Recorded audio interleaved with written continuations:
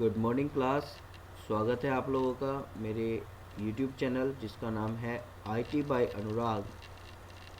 Students, इससे पहले कि मैं आज का टॉपिक स्टार्ट करूं, उससे पहले मैं बता रहा हूं कि आज हम आईसीटी के under session 3 computer care and maintenance करेंगे। इससे पहले हमने सेशन 1 और सेशन 2 भी आईसीटी के दोनों सेशन कर लिए हैं। अगर आप लोगों ने वो मेरे वीडियो लेक्चर नहीं देखे तो वो भी आप लोग इस वीडियो के डिस्क्रिप्शन में उनका लिंक मिल जाएगा, तो आप वहाँ पर उनको देखकर और उन सेशन से गो थ्रू हो सकते हैं ताकि आपको ये वाले सेशन भी इजीली समझ में आ जाए।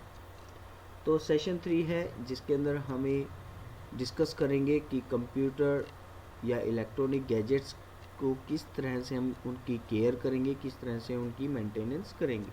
तो चलिए स्टार्ट करते हैं। Importance of care and maintenance of computer. इसमें ये कहा गया है कि जिस तरह से आप लोग अपने कपड़ों का, अपने फर्नीचर्स का, अपने गैजेट्स का ध्यान रखते हैं और वो इम्पोर्टेंट भी है, उसी तरह से हमें अपने इलेक्ट्रॉनिक गैजेट्स जैसे कि कंप्यूटर, स्मार्ट वॉचेस, मोबाइल्स, इन सब को भी मेंटेन रखना है सो दैट वो प्रॉपरली वर्क करें।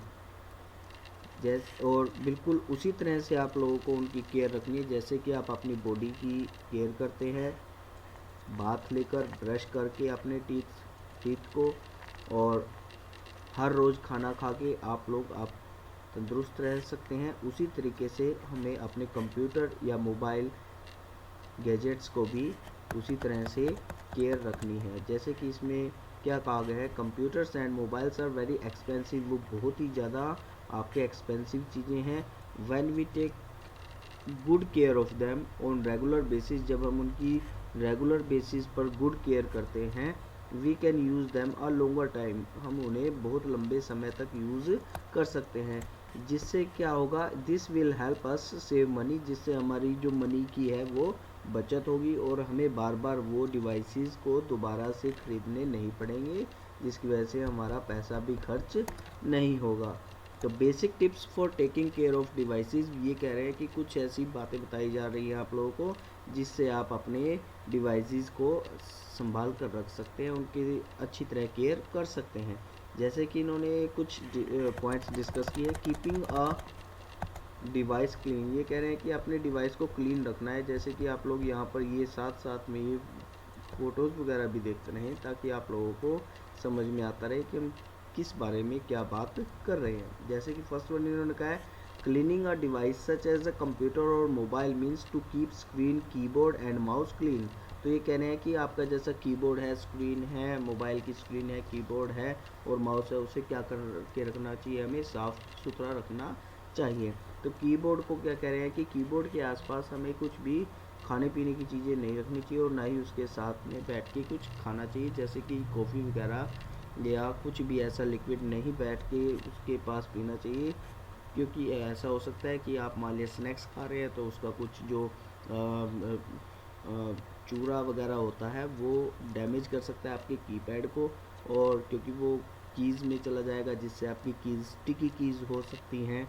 और आप मान लिया कोई लिक्विड वहाँ पर रखा हुआ है, पानी हो गया या कॉफ़ी हो गया, तो क्या हो सकता है वो इजीली आपकी कीबोर्ड के ऊपर गिर सकता है, जिससे आपका कीबोर्ड वगैरह ख़राब हो सकता है। तो ईटेबल थिंग्स या लिक्विड थिंग्स को अपने कीबोर्ड से दूर रखना चाहिए। दूसरा उन्होंने क्या कहा है, आपकी जो मोबाइल स्क्रीन है या कंप्यूटर की स्क्रीन है उसको एक सॉफ्ट क्लॉथ के साथ क्या करना चाहिए, उसको गीला कर लेना चाहिए कपड़े को, या कपड़े को, कॉटन के कपड़े को थोड़ा सा गीला करके आप अपने कंप्यूटर की स्क्रीन को साफ़ कर सकते हैं या अपने मोबाइल की स्क्रीन को साफ़ कर सकते हैं। दूसरा क्या कहा है इन्होंने कि अपना खाने पीने की चीज़ों को अपने इन डिवाइसेस से दूर रखना चाहिए, और जो आपकी डिवाइसेस हैं उनको केयरफुली क्या करना चाहिए, उनको हैंडल करना चाहिए, उनको प्रॉपर बैग्स वगैरह में रखना चाहिए, पैडेड बैग्स में रखना चाहिए, सो दैट अगर एक्सीडेंटली वो आपसे नीचे कहीं थोड़ा बहुत दीवार को लग भी जाते हैं या गिर जाते हैं तो वो पैडेड जो बैग होंगे उनमें जो सॉफ्ट जो कुछ ऐसा होगा वो उनको डैमेज होने से बचा सकते हैं, तो उनको हैंडल भी केयरफुली करना चाहिए। इधर उधर जब आप लेके जाएं तो उसे बैग वगैरह में अच्छी तरह से कैरी करके चलें, ठीक है। और जैसे ही आप मोबाइल फ़ोन में भी आपकी जो मोबाइल फ़ोन है उनको भी प्रॉपर आप लोगों ने कवर वगैरह डाल के रखना चाहिए, सो दैट कि वो एक्सीडेंटली मान लिया आपके हाथ से गिर भी जाते हैं तो उनकी मोबाइल की स्क्रीन वगैरह बची रहे। उसी तरह से इन्होंने कहा है कीप द कंप्यूटर कूल। जैसे कि आप जानते हैं कि कंप्यूटर एक इलेक्ट्रॉनिक डिवाइस है और इलेक्ट्रॉनिक डिवाइस पे हम रेगुलरली काम करते रहते हैं तो वो गर्म भी हो जाते हैं, हीटअप हो जाते हैं। तो हीटअप होने से बचाने के लिए हमें क्या करना चाहिए, सीपीयू का फ़ैन या कंप्यूटर के आसपास कोई ऐसा फ़ैन रखना चाहिए जिससे कि हमारा जो कंप्यूटर या लैपटॉप है वो जो है वो ठंडा रहे, और एक्सट्रीमली हाईली टेम्परेचर में उस पर लगातार काम नहीं करना चाहिए, जिससे कि उसके अंदर की वायर्स जो होती है वो बहुत ही जो हैं वो मेल्ट हो सकती हैं। तो इसलिए आपको कंप्यूटर को ठंडा रखने के लिए कुछ फ़ैन वगैरह भी वहाँ पर आसपास में रखने चाहिए। नेक्स्ट पॉइंट क्या है, do not overcharge your battery. ये कह रहे हैं कि जब आपकी बैटरी लगभग मोर देन 90% चार्ज हो जाए तो आपको उसको अनप्लग कर देना चाहिए, अदरवाइज़ वो हीट हो सकता है और वो आपका जो है सिस्टम ख़राब भी हो सकता है। तो जब 10% से 10% के आसपास बैटरी रहे तब आपको उसको चार्जिंग पे लगाना चाहिए, ओवर हीट नहीं करना चाहिए या ओवर चार्ज नहीं करना चाहिए जिससे वो हीट हो सकता है, ठीक है। उसके बाद नेक्स्ट वन क्या कह रहे हैं कि always plug in device carefully. जब भी आप अपने मोबाइल के जो या आपका लैपटॉप है उसकी जब भी आपने चार्जिंग करनी है तो उसके प्लग्स में हमेशा ध्यान से उसके प्लग वगैरह को लगाना चाहिए। और उसके बाद उन्होंने क्या कहा है कि आपके any device being connected to laptop और computer such as USB drive headphones should be done gently. जब भी आप लोगों को यूएसबी फ़ोन या कुछ भी ऐसा लगाएं तो बहुत ध्यानपूर्वक लगाना चाहिए और आराम से लगाना चाहिए। उसके बाद है do not run through many program at a time. ये कह रहे हैं कि आपके कंप्यूटर या लैपटॉप या स्मार्टफोन पर एक साथ काफ़ी सारे प्रोग्राम्स को रन नहीं करना चाहिए। अगर आप ज़्यादा उनको यूज़ करोगे तो हो सकता है कि आपकी आउटपुट भी उस तरह की ना है या फिर आपका सिस्टम क्रैश करने लग जाए, क्योंकि लोड पड़ता है। लोड पड़ने की वजह से काफ़ी सारी एप्लीकेशन खुलने की वजह से आपका जो स्क्रीन है वो भी ख़राब हो सकती है, आपका मोबाइल भी ख़राब हो सकता है, तो हीट भी हो सकता है। तो काफ़ी सारी एप्लीकेशंस को एक टाइम पर नहीं खोलना चाहिए। उसके बाद क्या कह रहे हैं कि प्रिपेयर ए मेंटेनेंस शेड्यूल। आप लोगों को अपने डिवाइसेस को केयर रखने के लिए मेंटेनेंस शेड्यूल बनाना पड़ेगा, और वो किस तरह से बना सकते हैं, आप डेली बेसिस पर भी बना सकते हैं। जैसे कि आप लोगों को हर रोज़ की क्लीन अपना इनबॉक्स को डेली चेक करना है और उसमें से अनवांटेड ईमेल्स वगैरह को क्या करना है, रिमूव करना है। और आपने अटैचमेंट और जो भी आप ईमेल दूसरों को भेजते हैं उनको प्रॉपर सेव रखना है। वीकली मेंटेनेंस में आप क्या कर सकते हैं, आपने कीबोर्ड को हफ्ते में कम से कम एक बार तो साफ़ कर सकते हैं, अपनी मॉनिटर्स को साफ़ कर सकते हैं, आपके जो सीपीयू वगैरह हैं उनके ऊपर जो डस्ट है या प्रिंटर जो है उनके ऊपर जो डस्ट है उनको आप क्या कर सकते हैं, वॉश आउट कर सकते हैं, मतलब उनको साफ़ कर सकते हैं। मंथली मेंटेनेंस में क्या हो सकता है, मंथली मेंटेनेंस में जैसे कि आपके फ़ोन में आप जितनी भी फ़ोटोज़ वगैरह पिक्चर क्लिक करते हैं उनको किसी ट्रांसफ़र कर सकते हैं किसी ड्राइव में, ठीक है। अनवांटेड को आप डिलीट भी कर सकते हैं। तो इस तरह से ये कह रहे हैं कि आपको मंथली में भी आप कर सकते हैं, आप उन्हें एंटीवायरस को भी चेक कर सकते हैं मंथली बेसिस पर। आप डाउनलोडर जो आपका फ़ोल्डर है आपके कंप्यूटर सिस्टम में उसको क्लीन अप कर सकते हैं कि कौन कौन से मुझे चीज़ें चाहिए नहीं चाहिए, उनको आप देखकर क्लीन आउट भी कर सकते हैं। और डिस्क क्लीनर सॉफ्टवेयर वगैरह का यूज़ कर सकते हैं या अपने कंप्यूटर सिस्टम को वायरस स्कैन कर सकते हैं। ईयरली और एनुअल मेंटेनेंस के अंदर क्या आता है, एनुअली और ईयरली एनुअल मेंटेनेंस में आप क्लीन कर सकते हैं अपने कॉन्टैक्ट लिस्ट को, सोशल मीडिया अकाउंट्स को क्लीन कर सकते हैं, अपनी ईमेल कॉन्टैक्ट लिस्ट को अपडेट कर सकते हैं, अपने ऑपरेटिंग सिस्टम को चेक कर सकते हैं, एक्सपायरी ऑफ एंटीवायरस सॉफ्टवेयर, मतलब जो भी ईयरली बेसिस पर आप सब्सक्रिप्शन वगैरह। तो नेक्स्ट टॉपिक है बेटा backup your data. Backup your data का मतलब है कि आपके कंप्यूटर में काफ़ी सारी इन्फॉर्मेशन जो है वो काफ़ी इम्पोर्टेंट इन्फॉर्मेशन होती है और हमें उसको बैकअप रखना चाहिए। उस डाटा को फ्रिक्वेंटली ऑन वीकली बेसिस या मंथली बेसिस हमें क्या करना चाहिए, उसे सीडी या डीवीडी या अदर पेन ड्राइव के ऊपर हमें उसको सेव रख लेना चाहिए। या क्यों रख लेना चाहिए, क्योंकि कई बार क्या होता है कि हमारा कंप्यूटर क्रैश कर जाता है, कंप्यूटर काम करना बंद कर जाता है, चाहे वो वायरस की वजह से हो या कुछ नेचुरल डिज़ास्टर्स की वजह से हो, जैसे कि फ्लड आ सकता है, इलेक्ट्रिक शॉक की वजह से भी हमारे कंप्यूटर क्या हो सकते हैं, बंद हो सकते हैं। तो इस वजह से बड़ी बड़ी कंपनीज़ और हॉस्पिटल्स को ये कहा जाता है कि अपने डाटा का बैकअप ज़रूर रखिए। ठीक है, तो आप लोग भी जैसे स्टूडेंट वगैरह अपने डाटा कुछ नोट्स वगैरह बना के रखते हैं तो उसका बैकअप भी क्या है रखना चाहिए, सो दैट आप लोगों को अगर भविष्य में कभी अगर ज़रूरत पड़े तो आप उसको यूज़ कर सको। नेक्स्ट वन क्या है, scanning and cleaning viruses. Scanning and cleaning viruses का मतलब क्या है कि कई बार कंप्यूटर में वायरस आ जाते हैं जिसकी वजह से आपका जो कंप्यूटर सिस्टम है उसकी में काफ़ी सारी प्रॉब्लम्स आ सकती हैं। तो इस वजह से अपने कंप्यूटर के अंदर एक एंटीवायरस सॉफ्टवेयर भी इंस्टॉल होना चाहिए और वो अप टू डेट होना चाहिए।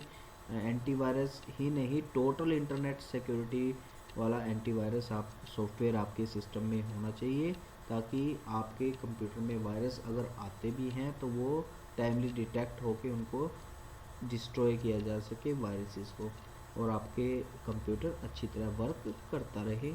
ठीक है, उसके बाद नेक्स्ट वन है इंक्रीजिंग कंप्यूटर परफॉर्मेंस।